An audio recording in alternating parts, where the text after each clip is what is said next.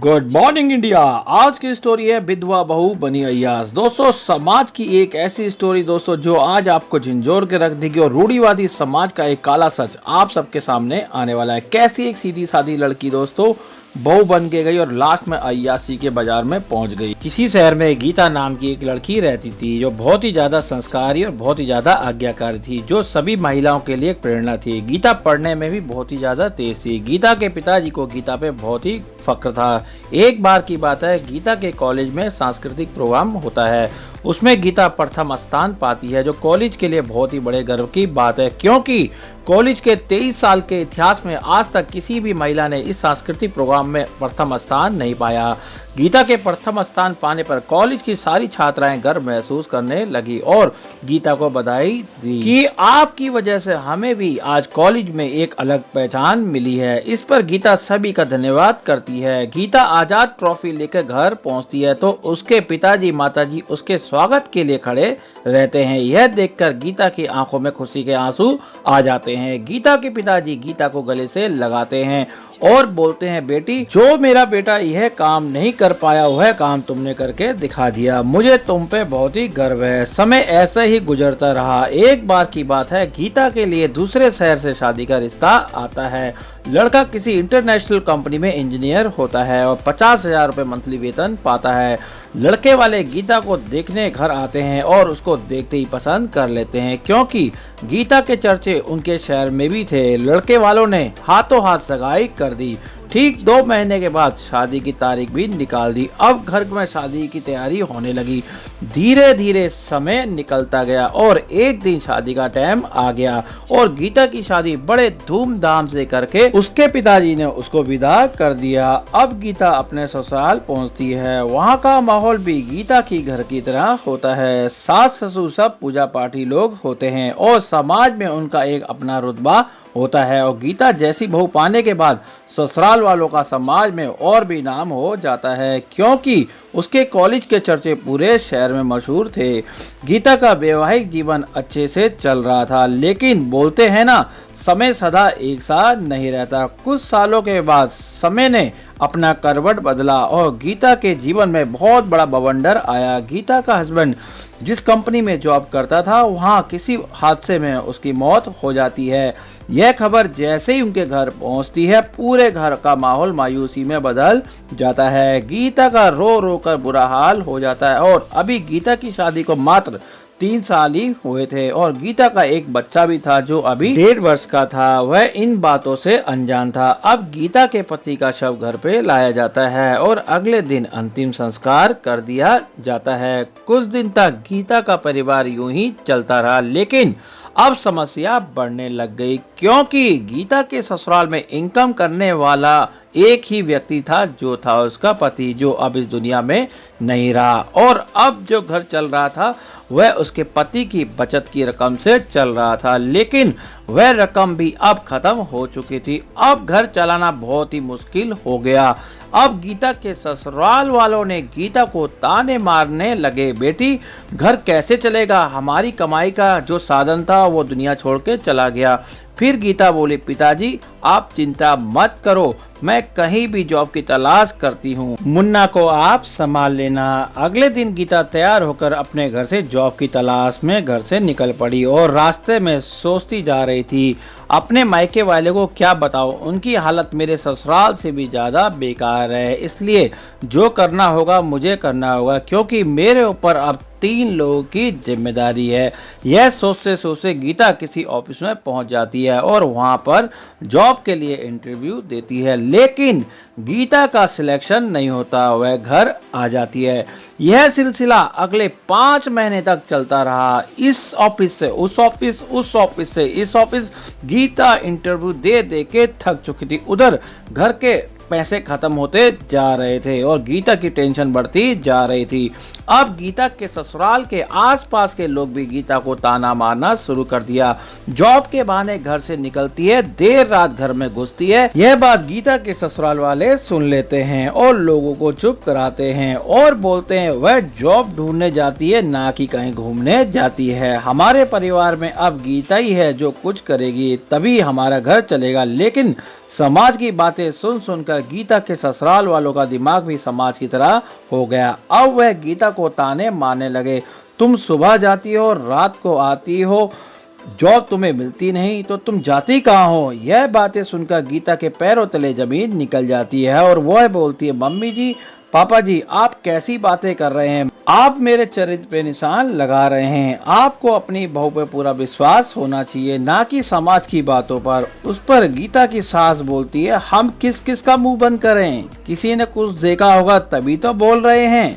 गीता सास की बात सुनते ही रोते रोते अपने कमरे में चली गई और अंदर से कुंडी लगा ली और अपने मुन्ना से लिपट कर सो गई। ना तो उसने खाना खाया ना पानी पिया, वैसे भी वो दिन भर भूखी थी। अगले दिन गीता भूखे पेट उठती है और चाय बनाती है, चाय पी के तैयार होकर घर से निकल जाती है, यह सोचकर आज चाहे कुछ भी हो जाए मैं काम ढूंढ के रहूंगी, चाहे मुझे कुछ भी मिल जाए। गीता घर से तैयार होकर निकल जाती है और किसी ऑफिस में इंटरव्यू देने पहुंचती है, लेकिन हर बार की तरह वो यहाँ भी फेल हो जाती है। गीता उसी ऑफिस से बाहर निकल रही होती है, दूर एक आदमी एक कार लेके खड़ा होता है।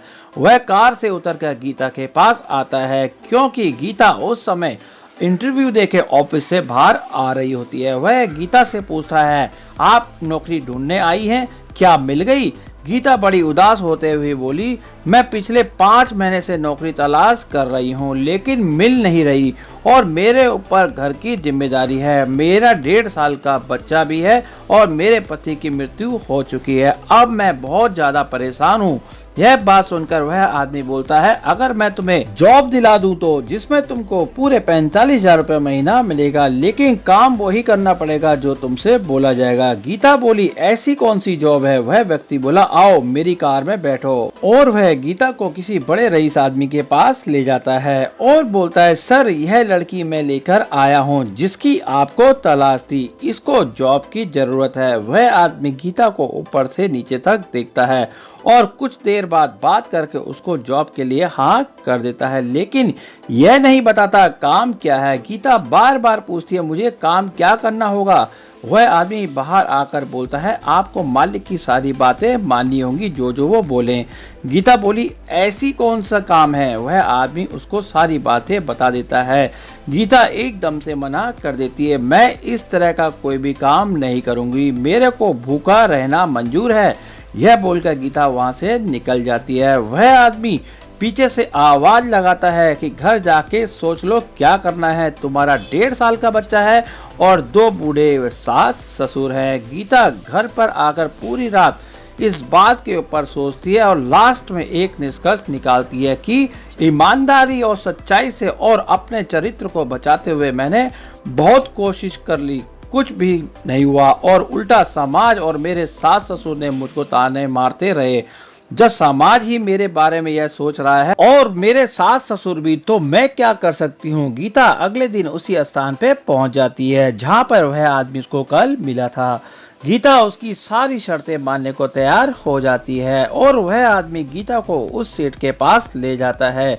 सेठ गीता को देखते ही बोलता है, तुमने इसकी सारी बातें सुन ली होंगी, तो क्या तुम तैयार हो? गीता बोली, हाँ मैं पूरे तरीके से तैयार हूँ। और वह गीता को अंदर रूम में ले जाता है और गीता को पूरे कपड़े उतारने को बोलता है। गीता अपने एक एक करके सारे कपड़े उतार देती है और पूरे तरीके से निर्वस्त्र हो जाती है और सेठ गीता को उठाकर बिस्तर पर ले जाता है और पूरे 1 घंटे तक उसके साथ शारीरिक संबंध बनाता है। और 1 घंटे के बाद सेठ गीता को बोलता है, तुम्हें कैसा लगा? फिर गीता, जैसा आपको लगा वैसा ही मुझे लगा। सेठ अपनी जेब से 10,000 रुपए निकाल कर गीता को देता है और बोलता है, आज तुम्हारा पहला दिन है, यह तुम्हारा एडवांस है। गीता यह पैसे लेकर अपने घर आ जाती है और रात भर सोचती है, मैंने बहुत ही ईमानदारी से ऐसी नौकरी ढूंढना चाहा और अपने चरित्र को बचाते हुए, लेकिन यह समाज एक विधवा औरत को कभी सही तरीके से जीने नहीं देगा। गीता ने अगले दिन 10,000 रुपए अपने सास ससुर के हाथ में रख दिए, जिसको देखकर उसके सास ससुर बहुत ही खुश हो गए और उन्होंने ये भी नहीं पूछा कि पैसे कहाँ से आए हैं। उल्टा गीता को यह बोलने लगे, अच्छा हुआ तुम्हारी कमाई शुरू हो गई और तुम्हारी जॉब लग गई। गीता मन ही मन रोने लगी और सोच रही थी, मैंने अपने चरित्र को दांव पे लगाकर यह काम कर रही हो। फिर गीता वहां से निकल जाती है और सेठ के पास पहुंच जाती है। सेठ ने अपने घर पर पहले से ही 2 ग्राहक बुला रखे थे, जिससे सेठ ने पर ग्राहक से 20-20 हजार रुपए लिए थे। अब हर ग्राहक 1-1 घंटा गीता के साथ रूम में बिता रहा था। अब सेठ की कमाई बढ़ती जा रही थी। अब गीता एक शहर से दूसरे शहर में बड़े बड़े सेठ की रात की महफिल सजाने लगी और देखते ही देखते गीता हर महीने 2 लाख से 3 लाख रुपए कमाने लगी। अब घर के आसपास के लोग गीता के बारे में गलत बोलने की सोचते भी नहीं थे, क्योंकि गीता जब भी घर आती थी 30 लाख की कार में आती थी, जो उसका ड्राइवर लेके आता था। गीता के ससुराल वालों ने कभी गीता से ये नहीं पूछा कि बहू तुम काम क्या कर रही हो, बस उनको पैसे से मतलब था, चाहे वो कहीं से भी लेके आए। एक बार की बात है, गीता अपने कमरे में अपने पति की फोटो के आगे माफी मांग कर रो रही थी। मुझे माफ करना, मुझे माफ करना, मैंने अपने आप को बहुत बचाने की कोशिश करी, लेकिन तुम्हारे माँ बाप और इस समाज ने मुझको ताने दे दे के इस काम पर आने को मजबूर कर दिया, और यह काम मैं कोई शौक के लिए नहीं करना चाहती थी और ना आज करना चाहती हूँ। आप मुझे माफ करना। गीता सो जाती है और उसका आगे का जीवन भी इसी तरीके से चलता रहता है। दोस्तों, यह समाज का बहुत कड़वा सच है। जो लेडीज एक बार दोस्तों विधवा हो जाती है, समाज उसका जीना मुश्किल कर देता है।